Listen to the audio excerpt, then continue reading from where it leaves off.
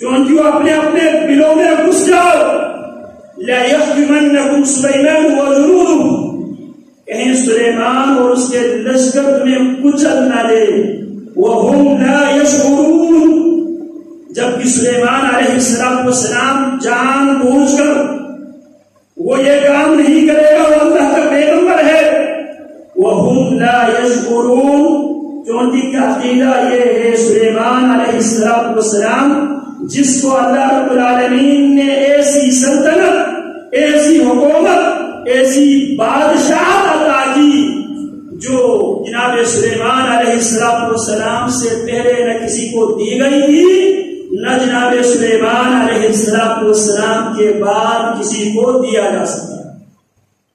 رسول اللہ صلی اللہ علیہ وسلم ایک دفعہ ایک جن پکڑ لیتے ہیں اور آپ اس بات کا ارادہ اور عزم کر لیتے ہیں کہ اس جن کو مسجد نبوی کے ستون کے ساتھ باندھ کر رکھ دو، صبح مدینے کے بچے اس کو دیکھ لے.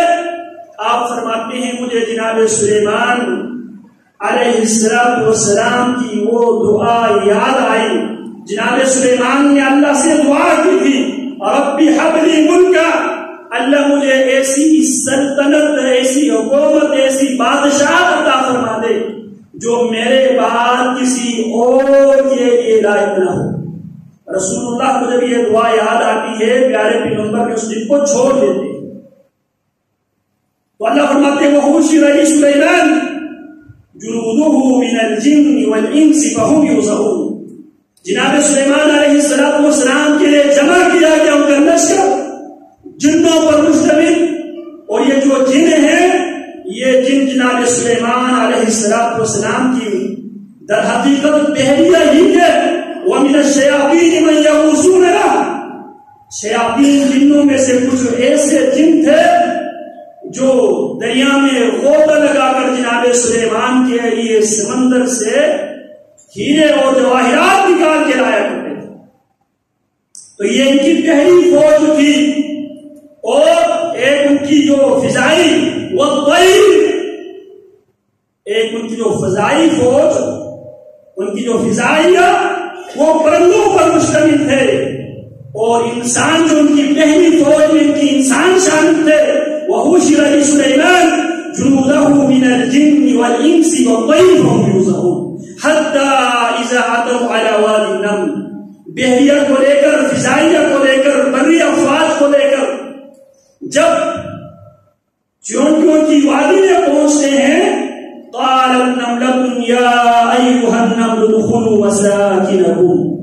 ایک چونکی کا عقیدہ کیا ہے؟ عالم الغیب، غیب دان.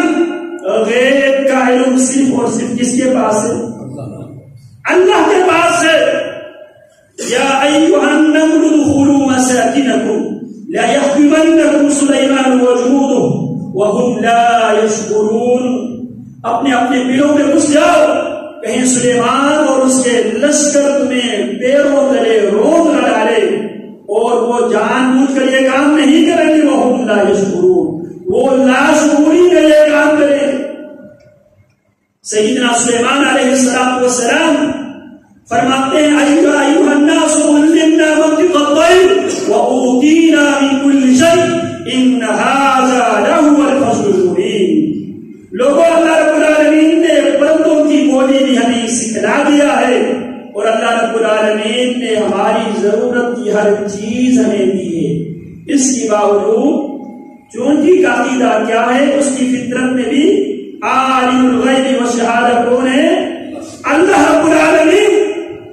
فتبسم ضاحكا من قولها، سیدنا سلیمان بن داؤد چونٹی کی بات سن کر ہنس پڑتے ہیں اور پھر فرماتے رب اوزعنی ان اشکر نعمتک التي انعمت علی وعلی والدی.